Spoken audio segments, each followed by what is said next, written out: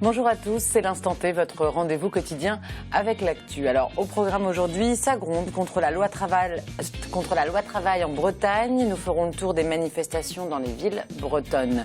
Et puis découverte également d'une pépinière d'entreprise à Ploudaniel, mais aussi des collégiens réalisateurs de courts-métrages sur le thème de l'Europe et la visite du Mutin Fier Navire, école de la Marine nationale à Brest. Ce mardi, c'est aussi la journée mondiale de l'asthme, une pathologie qui touche 4 millions de Français et qui est aussi liée aux allergies. Comment détecter, traiter, soigner l'asthme et les allergies? On en parle tout à l'heure avec nos invités. Catherine Lenné, bonjour. Bonjour. Vous êtes infirmière à l'école de l'asthme à Brest, un service du CHRU qui suit et accompagne les ados et les adultes qui doivent vivre avec cette pathologie. À vos côtés, Pierrick Ross, bonjour. Bonjour. Vous êtes pneumo-allergologue pédiatrique au CHRU de Brest également.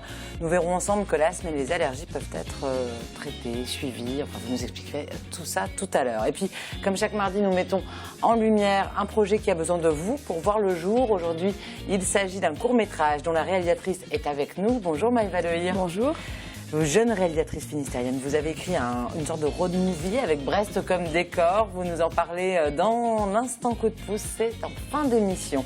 Tout de suite, on démarre par un point sur l'actualité de ce mardi 3 mai.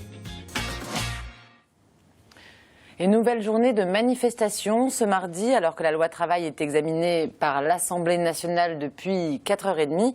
Ce mardi matin, à Rennes, à Lorient ou encore à Brest, les manifestants étaient dans la rue. Reportage de Camille Pochet. En Bretagne, ils étaient plusieurs centaines dans les rues ce mardi à demander le retrait de la loi travail. À Lorient, le port de commerce était bloqué ce mardi de 6h du matin jusqu'à midi. Quelques 150 personnes en interdisaient l'accès. Ce qu'on veut, c'est le retrait. Le retrait de cette loi qui est une loi scélérate, qui est une loi rétrograde, qui est une loi qui nous ramène au début du siècle dernier, qui est une loi où le patron fera ce qu'il a envie dans son entreprise. À Brest, ils étaient 500, place de la Liberté, pour protester contre le projet de loi El Khomri. Une mobilisation qui faiblit alors que ce mardi débute l'examen de la loi à l'Assemblée nationale. Tous ici veulent le retrait du texte. Si les salariés sont descendus dans la rue, on ne comptait que peu de lycéens et d'étudiants à battre le pavé.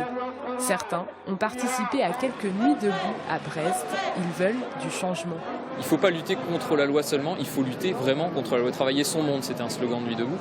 Il faut aller au-delà, il faut remettre en question le fonctionnement institutionnel du pays et le fonctionnement politique du pays. La loi El Khomri discutée à l'Assemblée nationale à partir de ce mardi ne sera votée que le 17 mai prochain. Pour l'instant, il manquerait quelques 40 votes pour que le texte passe. Convaincre les députés de retoquer cette loi travail, c'est justement le but des manifestants présents ce mardi dans les rues de Brest. Ils se sont rendus jusqu'à la permanence de la députée Patricia Adam. Cette loi est une loi qu'il faut absolument rejeter.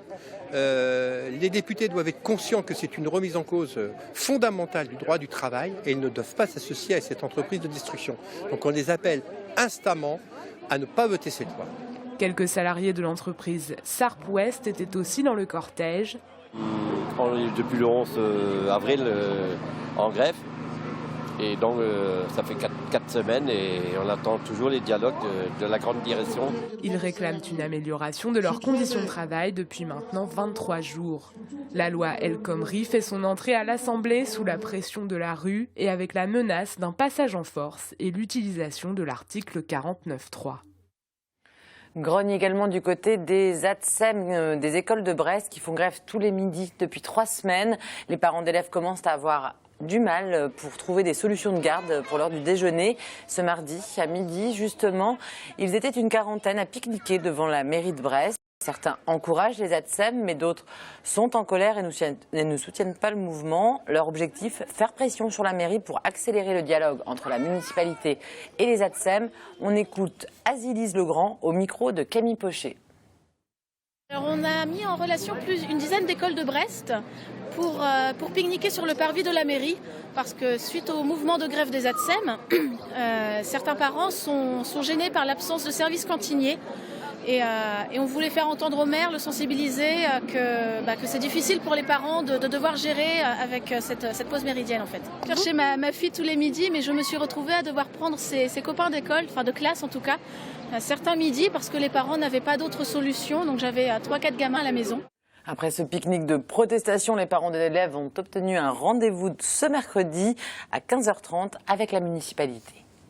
En 2014, près de 1240 entreprises ont été créées dans le domaine de l'artisanat dans le Finistère.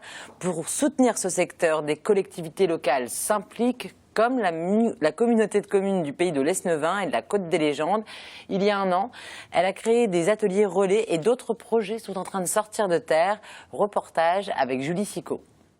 Voilà, donc là on est dans les locaux, donc c'est vrai que bon, comme on disait, 125 mètres carrés, c'est plutôt bien aménagé, donc c'est vrai qu'on a une belle surface de travail pour pouvoir rentrer camionnettes, que ce soit les remorques, les voitures, avoir tout notre matériel pour travailler, pour aller en chantier. Depuis cet été, Sébastien et ses associés se sont installés dans ces ateliers tout neufs à Ploudaniel. Ils ont créé leur entreprise dans l'artisanat et ont signé avec la communauté de communes un bail de 2 ans à tarif préférentiel. 150 mètres carrés de locaux pour 350 € par mois. Une véritable aubaine. Quand on voit le tarif, c'est vrai qu'il n'y a pas photo. On est 2 voire 3 fois moins cher que sur des locaux à taille un peu identique.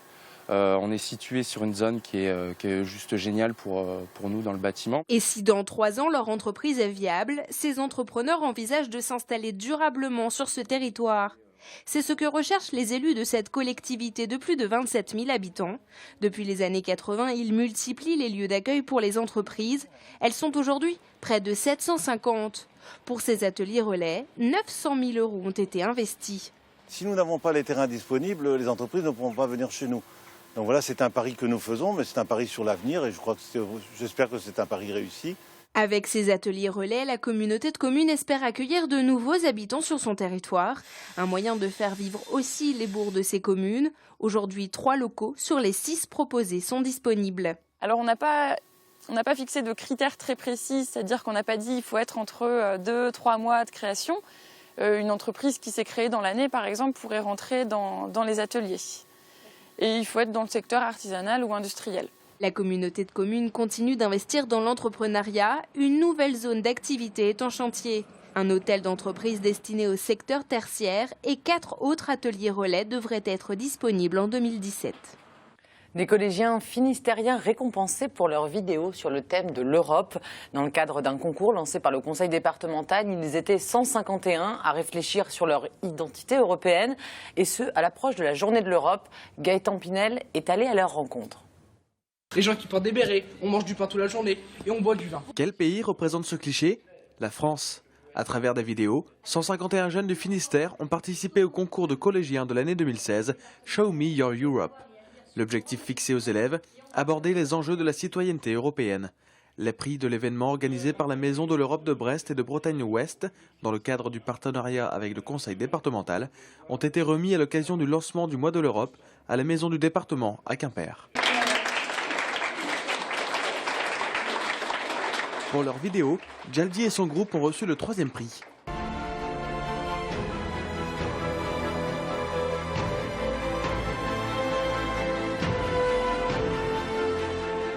Une expérience qui a permis à ces collégiens de se forger une opinion de ce qu'est un Européen.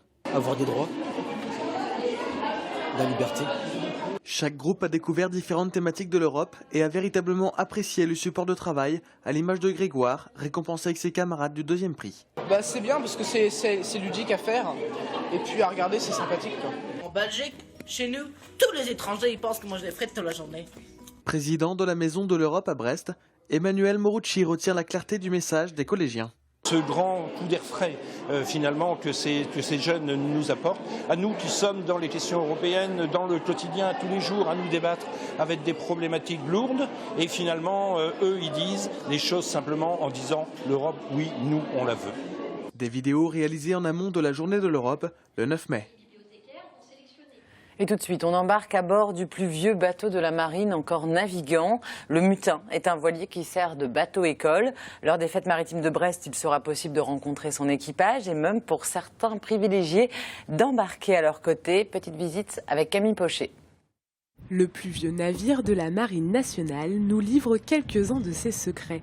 Le bateau-école est construit en 1927. Pendant la Seconde Guerre mondiale, des espions anglais seront transportés à son bord pour atteindre les côtes françaises. Aujourd'hui, de jeunes marins y font leurs armes pour mieux comprendre la mer. On est au contact des éléments sur un bateau comme ça, il y a une notion d'effort physique qui est assez important et de travail d'équipe notamment. Donc c'est les valeurs qu'on souhaite développer dans la marine.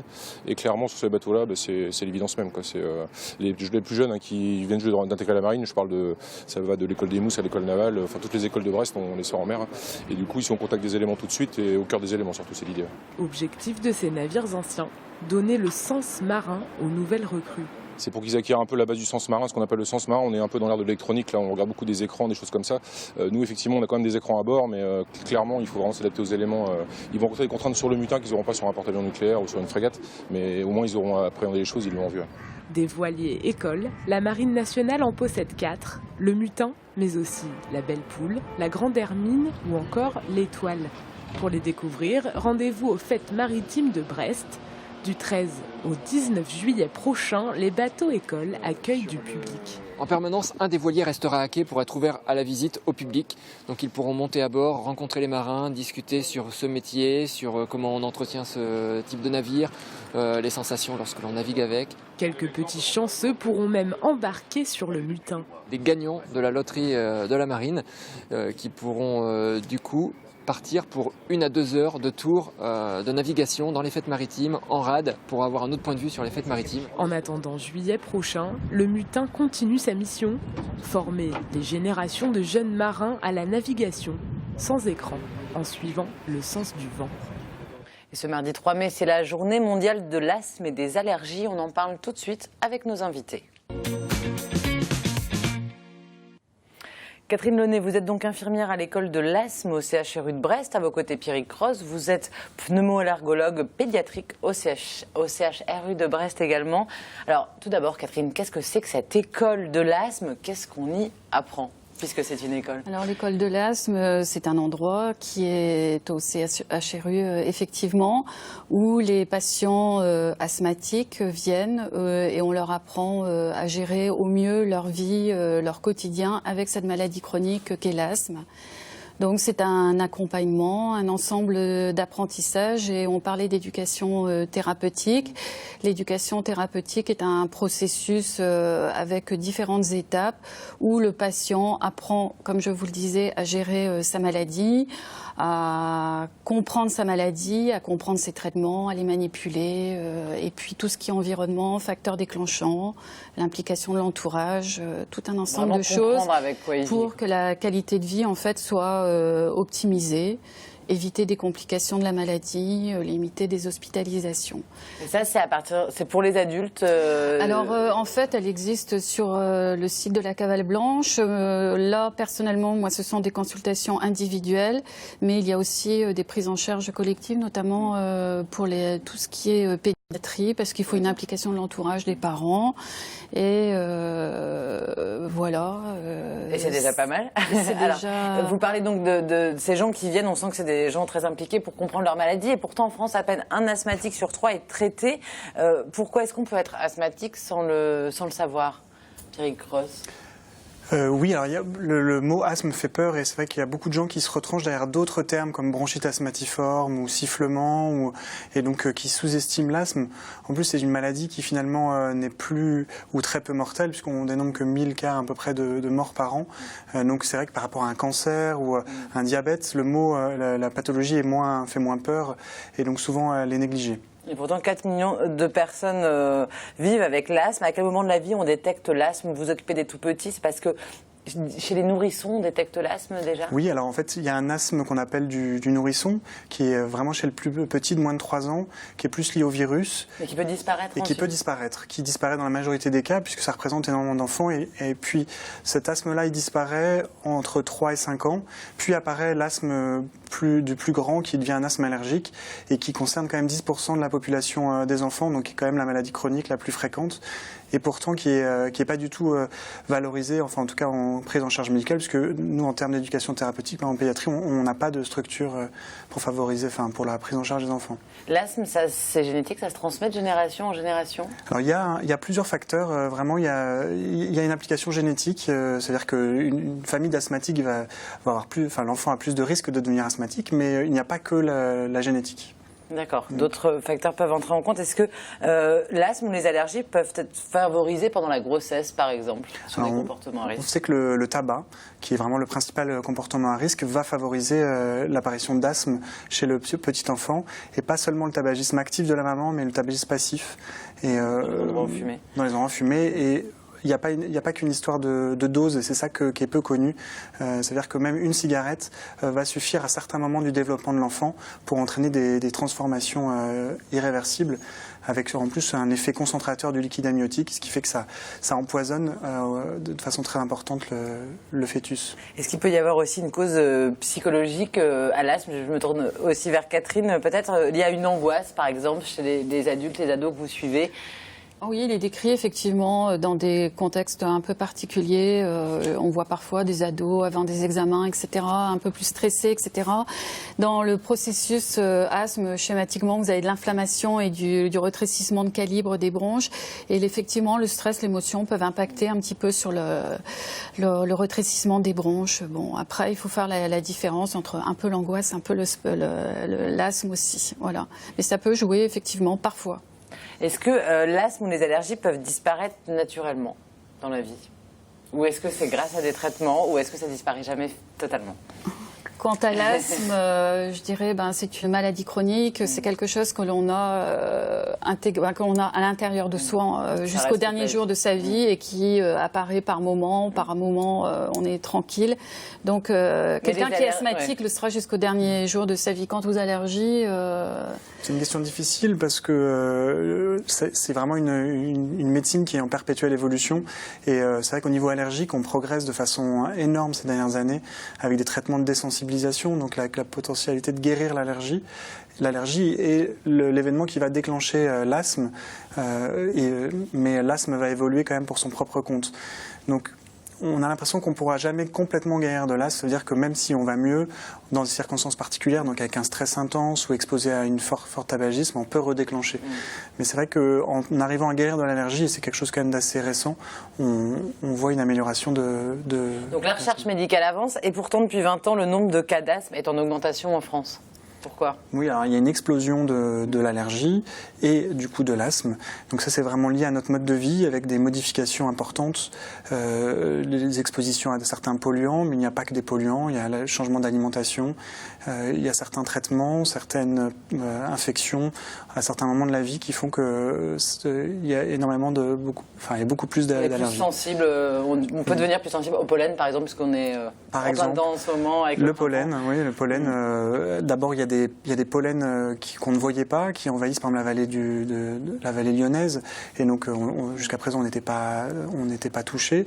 Et puis après, il y a certains changements dans notre mode de vie qui font qu'on se sensibilise à des choses pour lesquelles on ne l'était pas. En Bretagne, par exemple, est-ce qu'il y a des allergies plus fréquentes, même dans le Finistère ou sur la région?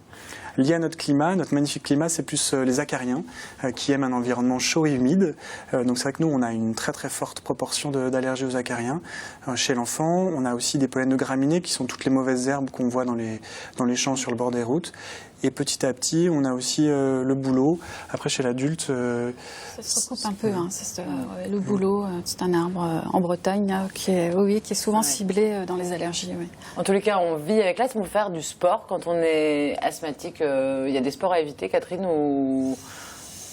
Il faut prendre des précautions. Des précautions, l'activité, sport, activité physique, simplement, non, il n'y a pas de contre-indication. Il y a un sport un peu, extrême, non, mais qui est la plongée en bouteille, là, pour les adultes. Bon, voilà. Mais autrement, ça s'adapte. Il faut, selon certaines allergies, il y a certains sports qui sont plus ou moins à mettre de côté. L'équitation chez les jeunes, parfois des allergies bien particulières ciblées. Mais en général, on encourage les gens à faire de l'activité physique pour vivre tout à fait normalement. La qualité de vie, elle doit pas être. On ne met plus les enfants sous cloche dans le temps. Au contraire, c'est vraiment. Moi, je le place au même niveau que les traitements. L'activité sportive est indispensable, et il y a beaucoup de gens qui empêchent leur enfant de faire du sport, et c'est vraiment une erreur. Ils doivent avoir une vie normale, ils doivent pouvoir, ça fait partie du traitement, l'activité sportive. Merci beaucoup Catherine Launay, Pierrick Cross. On retrouve toutes les informations concernant l'asthme et les allergies via notre site www.tbo.bzh. Tout de suite, on passe à l'instant coup de pouce. Maëva Lehir, originaire de Brest, vous êtes comédienne et jeune réalisatrice. Vous avez écrit le scénario d'un court-métrage intitulé Water Closet. Vous comptez le réaliser dans les jours qui viennent, cette semaine, sans plus attendre. Quelle est l'histoire? Alors, l'histoire, c'est un covoiturage qui part de Brest. Donc, 3 jeunes brestois qui vont vers Paris un samedi matin. Et puis, évidemment, le voyage ne va pas se passer comme prévu et tout le monde ne va pas arriver à bon port, si je puis dire. Donc c'est assez mystérieux, hein. On a déjà envie de savoir la fin, il n'est pas encore tourné. Est-ce qu'il y a un message que vous souhaitez faire passer à travers votre scénario ou c'est juste une histoire comme ça? Alors oui, en fait c'est une comédie, mais derrière il y a un message assez écolo. Voilà, ce que je voudrais en fait faire passer comme idée, c'est un peu remettre, c'est pas sans donner de leçons, c'est un peu un road movie qui prend la forme d'une fable moderne, puisque un des personnages, justement, qui a un peu oublié, qui n'a plus aucun rapport à la nature, et ben, va se retrouver un peu dans une situation où elle va vite se rendre compte que finalement, notre époque, le 21e siècle, tout ça, bah, en fait, ça peut vite être balayé dans certaines circonstances. Alors, pourquoi situer l'action à Brest, au-delà du fait que vous êtes brestoise, et quels sont les lieux du tournage exactement qui vous ont séduit? Alors, pourquoi? Parce que, moi je vis entre Brest et Paris, et du coup c'est un trajet que je fais beaucoup, soit en train, soit en voiture. Et puis il y a des très beaux décors à Brest tout simplement, donc je ne voyais pas ce film se passer ailleurs qu'à Brest. Alors là, vous voyez ma cadreuse, donc on a fait beaucoup de repérages, et donc ouais. Il y a beaucoup de lieux près de Brest, dans les petits villages, notamment mon village natal, en fait, Ploumoguer. Enfin, même si je suis née à Brest, j'ai beaucoup vécu à Ploumoguer. On va tourner aussi beaucoup à Trébabu. On a le maire de Trébabu qui nous a prêté les locaux de sa mairie. Donc, voilà, on a beaucoup de bonne volonté autour de ce tournage. Et donc oui, vu le nombre de beaux lieux, il fallait que vous veniez tourner ici. Alors pour mener à bien ce film, vous avez besoin de 2500 €. Oui. Vous faites appel à la générosité du grand public via la plateforme de financement participatif kengo.bzh. Pour l'instant, vous avez récolté 975 €, mais il reste encore 47 jours pour participer. Oui. On rappelle que ce projet, il est autoproduit et l'équipe est bénévole. Alors à quoi va servir cet argent, Maëva? Eh ben, justement à défrayer en fait toute l'équipe, parce qu'il y a une partie des gens qui viennent de Paris ou d'ailleurs, tout le monde ne vient pas de la région, donc il y a les frais de transport, il y a le fait de bien nourrir toute cette équipe pendant 6 jours de tournage, et puis il y aura aussi beaucoup de frais de post-production, parce qu'on aura on aura des enregistrements à faire en studio après, et puis il y a des effets spéciaux pour une séquence, enfin voilà, il y a quand même beaucoup de frais après. Donc, c'est une équipe de combien qui va tourner? On est 10. Oui, quand même. 10, ouais. On comprend qu'il y a des... sans compter les silhouettes, en fait, parce qu'il y a donc 3 comédiens principaux. Enfin, moi, je joue dedans aussi, parce que je peux pas m'en empêcher, évidemment. D'ailleurs, c'est pour ça que j'ai des tresses aussi, c'est le personnage. La coiffure des tresses. Et après, ponctuellement, il y a 4 autres personnes, en fait, qui vont participer. Une équipe qui vient de Paris ou qui... Oui, moitié-moitié, ouais. Moitié-moitié, ouais, c'est à peu près ça. Il y a aussi des personnes qui ont été formées à l'ISB, à Brest, justement. Voilà, notamment Gonel Oyo qui sera responsable des lumières, Caroline Janest qui donc est au cadrage et qui sera au montage aussi. D'accord, donc une équipe moitié-moitié bresto-parisienne. Ouais. Vous êtes prête à démarrer le tournage sans avoir bouclé le budget? Eh ben oui, vu les dates de Kengo. Voilà, et puis là on a déjà de quoi quand même nourrir notre bande quelques jours. Enfin, mais après, comme je vous disais, il y a aussi des frais qui vont perdurer après le tournage. Donc voilà, si vous avez envie de connaître la fin de l'histoire et de participer à ce joli projet avec Maëva Lehir, rendez-vous sur kengo.bzh pour participer. On a déjà hâte, nous, de voir le résultat final. Allez, on termine avec le Focus Programme.